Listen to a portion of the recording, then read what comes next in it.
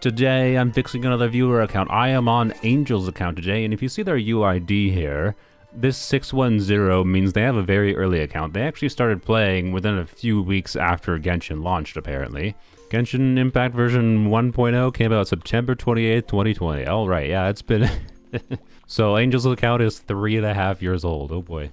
And they're still AR-50, although I was kind of tricked. The reason they're AR-50 is because they can't ascend, and they have 320,000 out of 26,000 XP. Regardless of Angel tricking me or not, though, the reason I wanted to try to fix their account is because Angel actually says they played very casually. Specifically that they only logged in whenever they feel like. And that's probably the healthy way to play any gacha game, realistically. Anyhow, before we get too into it, if you are interested in having your account fixed by me as well in the future, consider subscribing and check out the description. There's a Google form there you can fill out. But if you wanted to fix something in real life, you could check out this video's sponsor, Flexispot. They sent me their E8 standing desk for me to try out. The desk's height is controlled with this little thingy here, with the buttons up and down. It feels nice and responsive to me, which, you know, it probably should, considering they aren't cheap. Although Flexispot does, to be clear, offer a range of prices for desks. This is one of their higher-end ones, though. You can program the buttons on the right side to go to specific heights, such as a standing height, as you can see. And voila, just like that, I can go under my desk now. No, I can stand.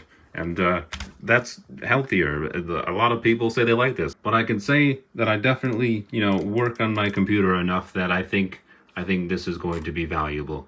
And when I want to sit back down, I can just press the button over here, and look at that, magic, it goes down. And it can definitely hold all of the weight that I personally need it to, including when I need to get a better view of a sloth. And if we go to max height here, you can see it's still stable. I can still, well, that's a little bit of aggressive typing, but you get the point. You didn't see the monitor or anything shake. It's very stable. It sure is a heck of a lot better than my old standing desk was. For some reason, this desk only functions when I'm standing on it. Anyhow, thanks again to Flexispot for sponsoring this video. I very much appreciate having a much nicer desk space than I had before. Check them out in the video description or pinned comment below if you're interested. And now I go back to fixing my viewer's account. Alrighty, so a little bit more info from the form that Angel submitted to me. Their favorite characters are Yai, Nahida, Farina, Fischl, and other than these four, their favorites are Lynette, apparently, who is not leveled up. Lynette is an interesting character.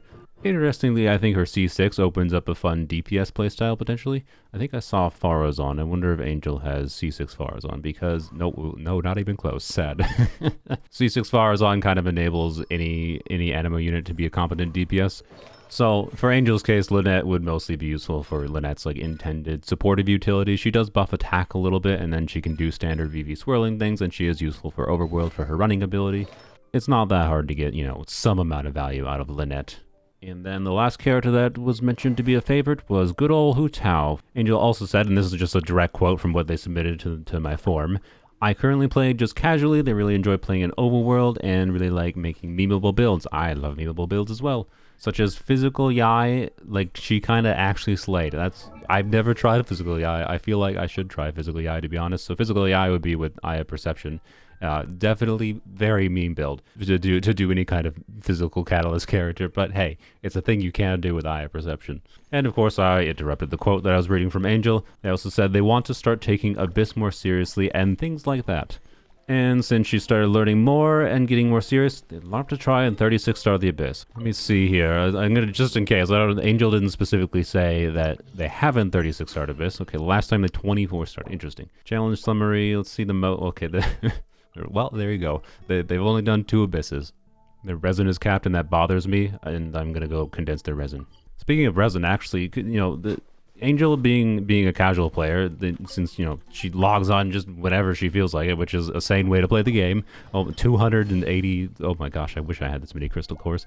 The resin problem, I really don't like this system specifically because of how much it punishes casual players, right? Like, this system the resin system is made to try to force you to log in every day, and I think that's just not cool, because it's just like, hey, the game doesn't respect your time if you want to just be a sane person and play the game once every week or something. So anyways, and as far as that regard goes, I'm going to try to make recommendations that are a little bit more approachable than, say, you know, farm this artifact set, because if an artifact set would, say, take, I don't know, a month of farming daily to get like a full 4-piece set for official or something, then how long would it take for a player that logs on once a week, right? It might take a year. So I don't know. We'll see what I can do. I'm gonna try to keep it like more simple as far as like, hey, just do these simple things. This is the most obvious improvements you can make to the account, and rather than the, you know, farm for eternity type solutions is hopefully what I can suggest here. But sometimes this game do just kind of be, hey, farm some more, and that's what gets you the improvements. But we'll see what they need to work on. Anyhow, enough ramblings. Let's dive straight into characters and builds quick. We'll see what they've got overall. Actually, first, let's just see what 5 stars they have. Okay, they got Dia, the best character. And they have Yelan. The one obvious thing, there's only one level 90 character, which makes sense for a player that's more casual. Yeah, I'm gonna talk about like characters' levels and when it makes sense to level 90 them. But what I am noticing here immediately is, you see a lot of them don't even have their final ascension. In fact, I think none of them have their final ascension other than Nahida. And you certainly don't have to fully ascend every single character. There's many characters in this game that can be very functional at level 70. But I can tell you a lot of the characters that it seems like Angel likes happen to be characters that do want to be level 90. So it is worth getting these final ascensions eventually, but I'll try to give some more specifics. I'm trying to think right now who Angel could use for like the 4th slot in like a double Hydro Hu Tao team. A lot of people, of course, prefer some form of shielding, and they do have Diona leveled up already. I wonder, is this a C6 down? Nope. Notably, we should check. Do you have C1 Bennett? Okay, that's very good. Official is C0, Yai C0, Nahida C0, Farina C0. I'm guessing Hu Tao C... Oh, Hu Tao C1. Interesting. Okay. Having played C0 Hu Tao and then having C1 Hu Tao myself on my Polar Multi account, I freaking hate C0 Hu Tao, I'll be honest. I think her no stamina consumption should have been in her pace kit, and then they could have just reduced her multipliers a little bit. This is that's good. I do see one thing that's a problem here. This talent levels should be higher. One nice thing the game does have now is the talent priority thing here. This isn't always 100% correct, because you can use characters in Genshin in very different ways, right? And sometimes, depending on how you're using a specific character, it might be that like if you wanted to burst DPS Hu Tao, technically it's better to level her burst, right? But the normal ways you use Hu Tao, this talent, oh my god, can I click on the right thing? This talent upgrade reference thing here is correct well, mostly correct in that you want to level both her skill and her normal attack, and then her burst is just kind of like level it up as you want to mostly. It's not bad, but it's really not that necessary to level much past level 6 in my opinion. But a lot of her damage just comes from her scaling of her charge attack multiplier in her normal attacks here, and then her skill giving her the attack increase, right? So you level her skill for the attack increase, and you level her normal attack talent for the charge attack multiplier, basically. But yeah, definitely use, if you are a more casual player and you don't want to like look up guides, just kind of use this talent recommendation thing. There's also, I think, a new tool that was released in 4.5 even. Yeah, there it is, this training guide thing right here. This, I haven't really looked at it that much to see how good it is. It's a little bit interesting that it says, you know, formidable, truly reliable champion, when there are definitely immediately things like these characters being level 90 that could be improved. The difference in like aggravate damage from official and Yai that is level 80 versus level 90 is probably near like 30% more damage. It might not be exactly 30%, but a very large damage increase for Yai and official. And this thing says, you know, it's formidable already. So it's not like it's 100% correct, but it is a generally useful guide for just showing you different like options for artifacts in-game and talent level up materials, blah, blah, blah, blah. If you see as needed on these talent recommendation things here, it's probably not something you ever need to level up, right? So like Fischl's normal attacks is not something you need to level up unless you're doing like a meme build for Fischl where you're just doing, you know, physical Fischl trying to spam her normal attacks or something, which is certainly a thing you can do with something like the Rust, but it's not going to be as good as what, you know, Fischl is typically really, really good for. For anyone unaware, Fischl is really, really strong when you abuse her Ascension 4 passive. She's a insane single target Electro reaction engine, and she can get a whack ton of damage out just because of her Ascension 4 passive, and this counts as elemental skill damage as well, so you usually just build her for skill damage, like 2-piece Golden Troop or 4-piece Golden Troop, and wham blam, you got a Fischl that does a lot of damage, especially with something like the Stringless. I do wish the artifact section of this training guide had a little bit more in-depth stuff.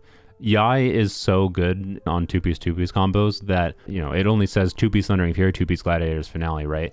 2-piece EM artifacts, and then any combo of 2-piece attack. There's a lot more attack sets in the game than just Gladiators. They're basically all good, right? So you don't have to specifically do 2-piece Thundering Fury, 2-piece Gladiator.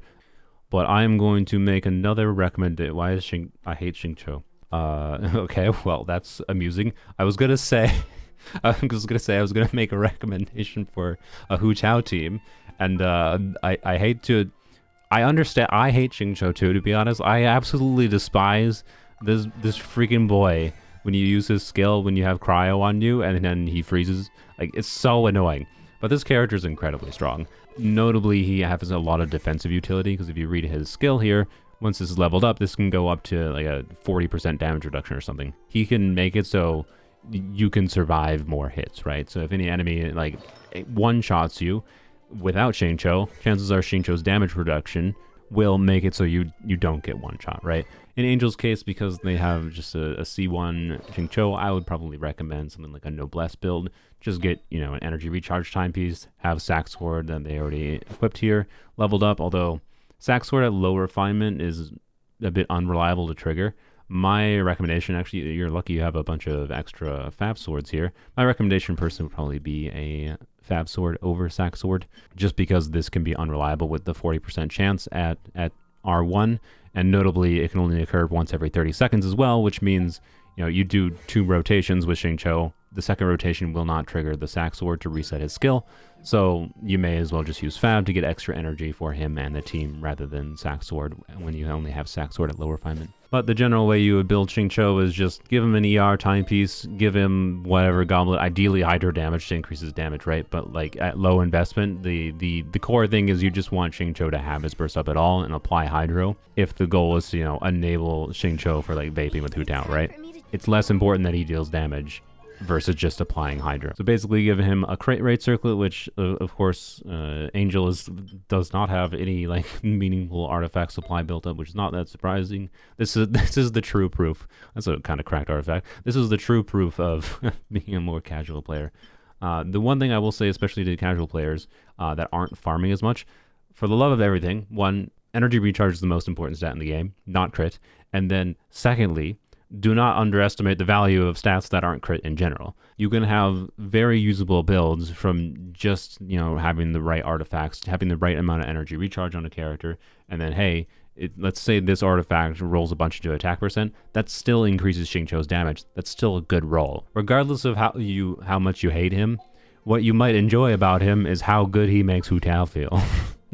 But if you really don't want to use Xingqiu, you don't have to. Angel obviously doesn't have an insane amount of characters for flexibility, as far as characters built at least. But you have at least like the core support characters. You have C4 Shengling, that's right, we're checking. Okay, I personally don't think Shengling is that worthwhile without C4. She's a very different character, in my opinion, with C4 and without C4. It is worth getting her C4 eventually. This character is ridiculous and bonkers, and Mihoyo doesn't want to release any other off-field pyro in the game. There's not a Shuglick video. Beidou also does damage reduction, but Beidou also generates a shield. So Beidou's damage reduction combined with Xingqiu's damage reduction combined with Beidou's shield is a really, really strong defensive option as well. Beidou herself is not necessarily going to... Oh my gosh, it's a C6 Beidou. So C2 Beidou is the most relevant Beidou constellation. The Beidou is mostly... She can contribute like meaningful damage on a 4-piece emblem build.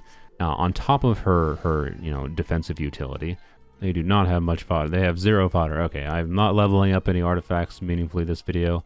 They also don't really have any fractional resin, so I might use the 4 condensed resin here to farm some artifacts for Angel, but we're not going to be fixing all their builds or anything, which is fine. This is just going to be an advice video. It's fine. It's perfect for me because all I do is ramble. All right, let's look at the individual builds. So, and then I'll talk about why these characters want to be level 90. One thing I would say with level 90 as a general rule of thumb is the easiest simple rule of thumb is if a character's damage is HP scaling, which is if you go on their talent screen and you hit their skill attributes here, see it says percentage HP. That would mean that this character's damage scales heavily on HP, and they're worth level 90 because they gain a lot from being level 90. So HP scaling characters like Farina, like Yelan, both of them have the majority of their damage is HP scaling, and they are absolutely worth being level 90 for that. And then other than that, the main other situation that I'd say is very easy to consider level 90 is any time you're doing stuff with Dendro reactions, which includes the Electro and Dendro reaction, Aggravate / Quicken. These characters are worth level 90 as well. So Yahida, Yai, Official, everyone in this team wants to be level 90. Level 90 is very resource intensive, to be clear, because it's a very simple thing. All you really have to do is go farm ley lines, right? You can log in, and whenever you log in for the day, right, Angel, you can just that's the wrong ley line. Whenever you log in for the day, if you don't want to think about what to do, just go farm ley lines and try to get a crap ton of heroes wits, because you need a ton of these. You only have 194 right now, but you need about 170 of these to level a character from level 80 to level 90. And then, of course, the ascensions are easy to do because you just need to mostly farm the overworld materials, which is fun to do because if you like exploration anyways.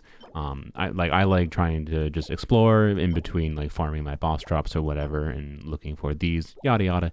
One note, by the way, is Hu Tao is kind of sneakily an HP scaling character, even though she does not say, scales on HP in her damage. Her skill gives her an attack increase based on her HP, and that makes her functionally an HP scaling character. Which is to say, she does benefit from being level 90 as well, but I would put Hu Tao personally behind in priority to being level 90 compared to these other units.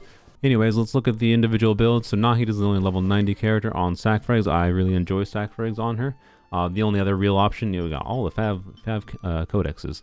Now, of course, Farina wants a healer, though. So in this context, I think I would actually recommend one other option for Nahida, because this team doesn't have a healer. And if you're not using a healer with Farina, you're not really getting any benefit from Farina's damage bonus. The thing that makes Farina relevant, like it's fun and cute to have, Farina just doing damage from her summons here, but her own summons do way less damage, and Farina does not benefit the team's damage if you're not able to consistently heal back the damage that the health that her summons drain when they hit. So it is very important, very, very important. Farina's entire kit ceases to make sense, and she ceases to be like a good choice on like a mechanical level to use with characters if you don't heal. And in this case, right, you don't have a dedicated healer on the team. The option is to, swap Nahida. Realistically, the best option would be to swap Nahida to someone like, I think you had Yao Yao, didn't you? Yeah, you do have Yao Yao. Yeah, so like Yao Yao is a Dendro healer, can work really, really well with Farina. That would make sure you get most of the damage bonus up. But of course, Yao Yao is not built right now. The upside is Yao Yao can be level 70, and put her on a oh, you already have Yao Yao built. Put Yao Yao on a 4-piece depot build. As long as Yao Yao has enough ER to get her burst back consistently, usually you would want, you have Fab, nice. So if you have enough ER to get your burst back consistently, put an ER timepiece on her and have 4-piece Deepwood, ideally with HP, and then healing bonus would be fine, or HP would be fine, so this should be good. And wham blam, you got a Hu Tao. Even at level 70, Hu Tao can heal a lot. You have a C5 Yao Yao even, nice. Point being, Yao Yao replacing Nahid in the team genuinely might make a lot of sense to make the most out of Farina's damage bonus. But Nahida does have very relevant damage contribution of her own, and you can turn Nahida into a healer herself.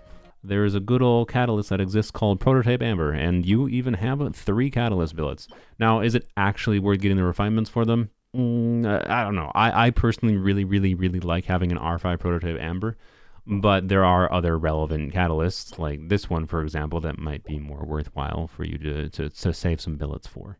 I would at least craft 1 Prototype Amber and use this on Nahida at least when you're doing something like using Nahida and Farina together, because this will at least ensure you get some amount of damage bonus every rotation and give you a little bit more survivability, and it gives you more reason to use Nahida's burst. Otherwise, if you actually want to make use of Farina, you'd have to swap Nahida for Yao Yao.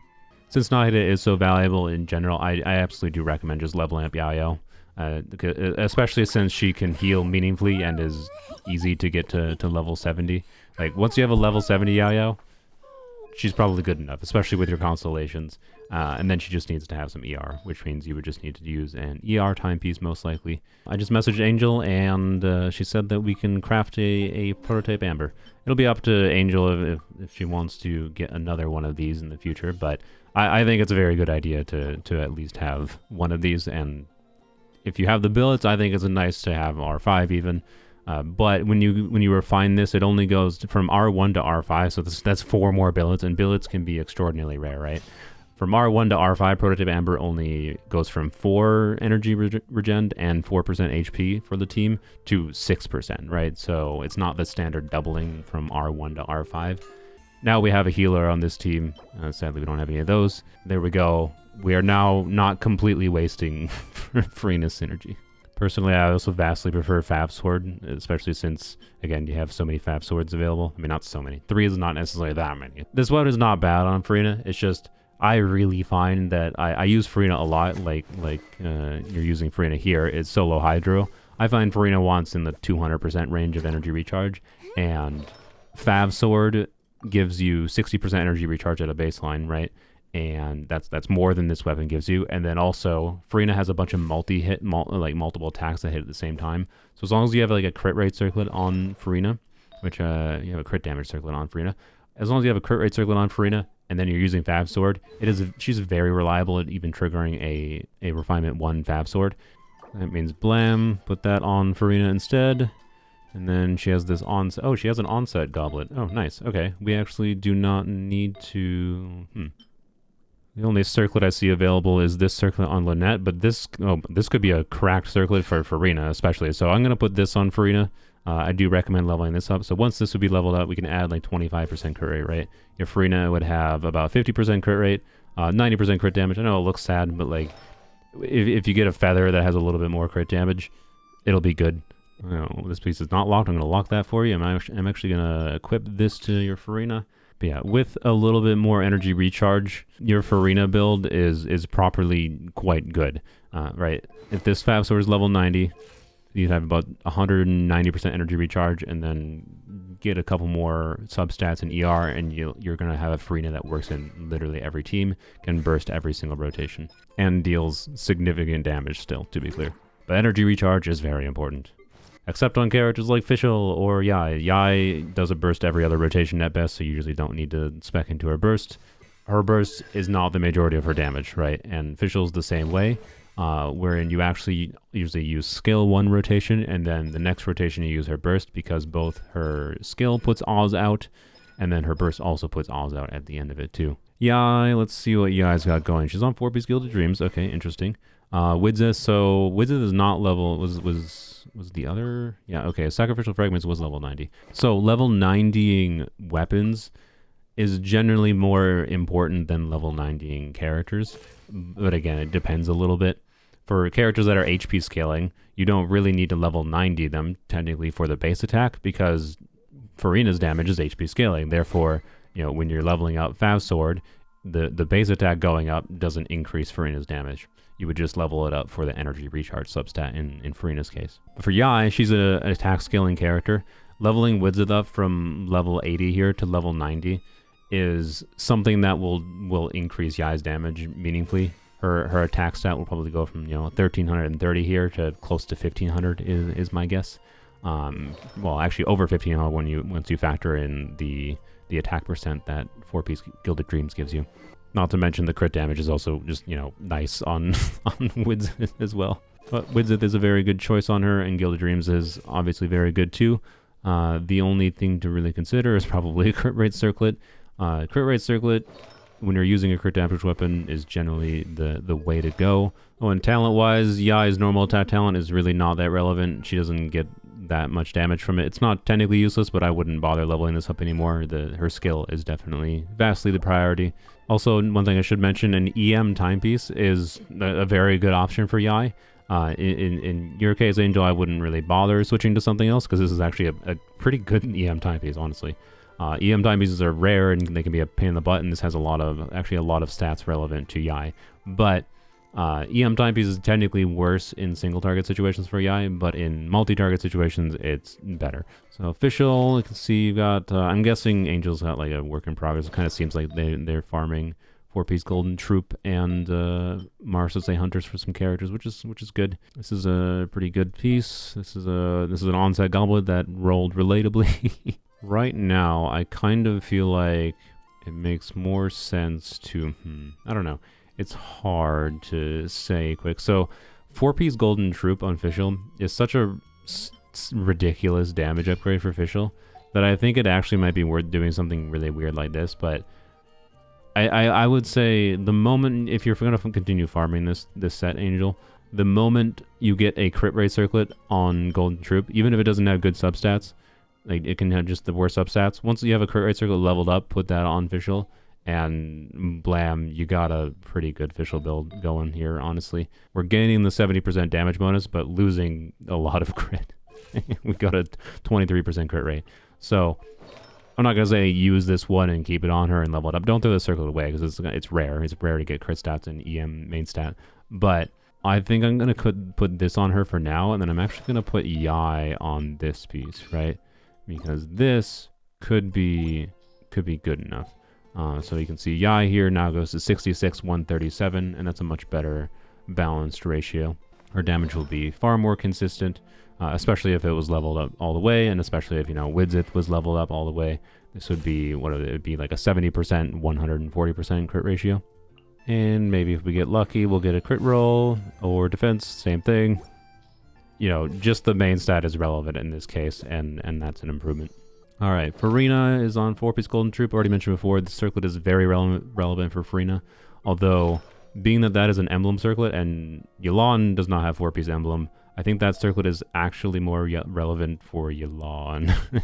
So honestly, we're just going to put this on Yelan, and then Farina will just give this circlet, I suppose, that Yai had before. Not that it's not a good option for her, obviously, but hey, it's something. Yeah, Farina ideally wants a crit rate circlet too, but in this case, because it's an off-piece circlet, literally any crit rate circlet will work for her. Alright, Yelan real quick. So Yelan, as I mentioned before, should be level 90 ideally. That's a relatable Hydro Goblet. So Hydro Goblet, it's feather, and then that's a flower. Yep, and we got 4-piece emblem by using this. And this could be an absolutely cracked piece for Yelan. But just Yelan being on 4-piece emblem at all immediately gives her, she has about 200 ER here. That's 50% burst damage bonus. And then if the circuit was leveled up, she'd have way more crit rate, and she'd crit relatively consistently. And I think Yelan would be fairly functional and deal a meaningful amount of damage. Alright, so Hu Tao's on 2-piece. Her overall stats, 53, 141, 148. It's not the worst. Could be better, obviously. That's relatable. Alright, overall, the Hu Tao build is definitely relatable. You got the correct main stats going, basically. And it's not the worst in the world. But, of course, your crit rate is suffering a little bit. Hu Tao is definitely one of those characters that I'd say is rewards you the most for investing heavily in her artifacts. So I honestly don't really have any advice for you, Hu Tao, other than, the normal attack talents is definitely a priority to level. But farming wise for Hu Tao, if you end up farming more emblem for the likes of Yelan, all in all, it's just I wouldn't necessarily recommend farming more Crimson. Crimson is not a very valuable domain to farm, whereas the emblem domain is a very valuable domain to farm. Chiminao's is valuable for your characters, and emblem is valuable for your characters. But realistically, Hu Tao is the character in your account that if you want to feel like you get a ton of value out of her, she's going to take the most artifact farming investment. And if you're playing really casually, only logging in once or twice a week, it's going to be a lot harder to get to that point. And lastly, I think I will peek at Lynette real quick. So Lynette, you can do an emblem build if you want to maximize Lynette's damage, but realistically, if you would just want to use her and get use out of her, it'd be more useful just to slap VV on her. And once she has 4-piece VV, she'll feel useful in some form. It's not that hard to get some value out of Lynette if you like her, is my point, because Animo can be useful for just swirling, which can then buff your damage, right? Getting Xingqiu on a Noblesse build could be worthwhile, as I mentioned before in the video, but again, that's probably an investment thing I'd recommend after, you know, getting your other characters refined a little bit more. Bennett is Bennett and can obviously be very valuable in the future. And other than that, I think yeah, what I said about Yaoya earlier, I still maintain Yaoya is probably a very smart character to level up in your case. And if you want to just 36-star Abyss, there is the option of leveling up Kuki. Kuki is very, very good for Hyper Bloom, but that damage is also very dependent on character's base level.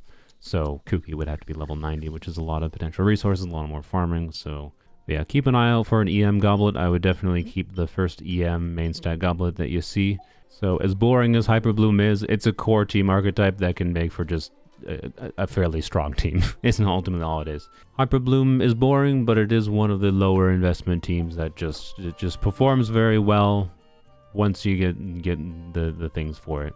In your case, literally all you need is just an EM goblet, and that team would perform well once Kuki is leveled. And that's why I suggest it. It's got a very easy, straightforward path to aim for, compared to something like getting Hu Tao to feel really good in Abyss. Realistically might take a lot more artifact work compared to just leveling up Kuki and getting the right main stat on artifacts, right?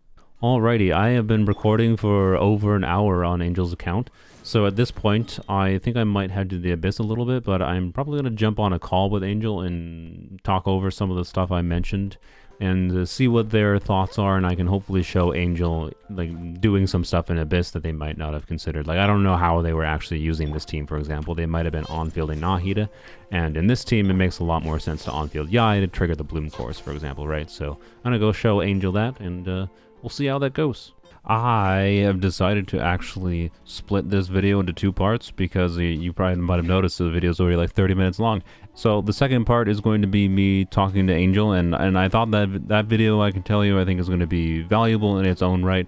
And I just kind of want to play around with the format of how I'm making these account fixing videos. Anywho's, I do want to make more of these account fixing videos, you know, more than like every few months like I've been doing, because I don't know, you guys seem to like them and I do enjoy doing them. They do take a weirdly high amount of time to figure out and plan around, but yada yada. Check out the description, the Google form and whatnot if you're interested in having me fix your account. I do think I'm going to start doing them, hopefully at minimum monthly, if not like twice per month is kind of my current plan. But please, I'll see how things go, because sometimes time disappears before my eyes.